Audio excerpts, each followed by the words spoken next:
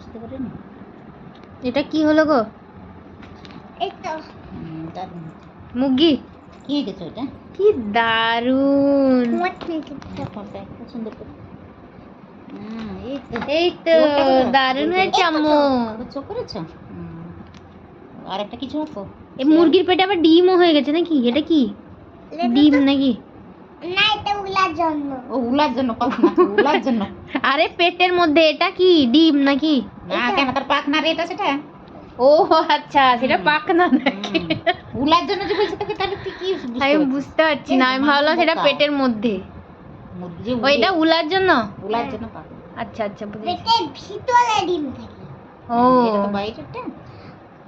মাছের যেরকম ভিতরে ডিম থাকে, হাঁসেরও ভিতরে ডিম থাকে, আচ্ছা মুরগিরও ভিতরে ডিম থাকে। আচ্ছা বুঝেছি বুঝেছি। মুরগি যে এই পেট থেকে ডিম পারে, মানে পেটের ভিতর থেকে যে ডিম পারে, হ্যাঁ এটা রেখেছিস রে বাবু। সোনার ডিম। সোনার ডিম। এই যে গল্পগুলাতে দেখেছে। মুরগিটা দারুণ হয়েছে তো।